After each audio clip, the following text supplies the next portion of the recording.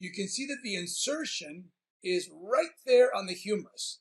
And you'll notice also that the rear deltoid and the front deltoid connect right next to it, right in back of the side deltoid insertion and right in front of the side deltoid insertion, right? So they pretty much all connect in the same spot, but they start in a different spot. In this slide here, what I want you to notice is the ball and socket. The head of this humerus has a rounded, smooth surface, and that rounded, smooth surface faces inward when the palm of the hand is facing inward, your thigh, when the arm is down. Right? In other words, you haven't rotated the arm internally or externally. When it's just hanging at your side, that ball and socket fits in there perfectly. Okay, I want you to notice this little line I put there. That would be the end of the range of motion, approximately.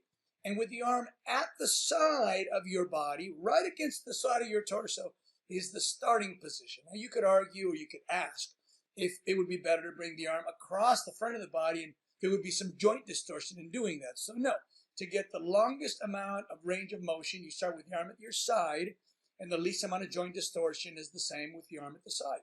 I also want you to know this little red arrow right here. It's safe to say that most people that are not educated in biomechanics would probably say that the two best exercises for shoulder development would be side raises and overhead presses. Overhead presses with a machine, with dumbbells, with a barbell, an overhead press. So we're going to look at the overhead press and examine what's right and what's wrong about it. And this deltoid is fully contracting.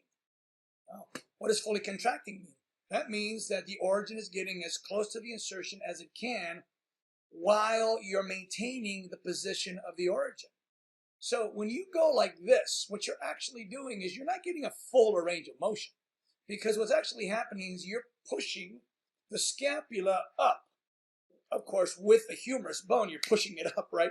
Squeezing what's in between and moving the origin farther away from the approaching insertion. So even though it looks like you've actually gotten a greater contraction, it is no greater. In fact, it might even be less than this would be, just because this prevents the impingement, which we'll talk about in a moment, that squeezing, and also accomplishes the mission of shortening that muscle as much as possible. Rotated his arm and up, and I'll show you what that does in just a second. But before I do that, I want to show you this little vertical line right here that I've drawn there, starting right at the elbow. And what that shows you is that he has a slight forward tilt to his forearm. Now, different people will have different degrees of a forward tilt, depending on how much shoulder mobility they have. But clearly, it would make sense for him to try to make his forearm go vertical, and yet I'm already seeing that he can't. Most people, in fact, can't. Most people cannot, when they have their arm alongside their body, most people cannot actually make that forearm go vertical. And that means that it's entering a forward tilting plane, right? So the side of the arm is going on a side plane, but his forearm is going on a front plane, right? That means it wants to fall forward, and he has to fight. He has to do a reverse arm wrestle with it to a degree in order to keep it from falling farther forward. When you're going to rotate your arm, you're going to first bend your arm like this, right? And you're going to raise it like this, and then you're going to go like this. So look where my side deltoid ended up. That means it is no longer on top. It is no longer on the opposite side of the downward resistance. I've shifted the alignment in a negative way. That means that my side deltoid now is going to get a significantly lesser percentage of this downward load. And what's come up on top here, as you'll see in a minute, is mostly the front deltoid, the anterior deltoid.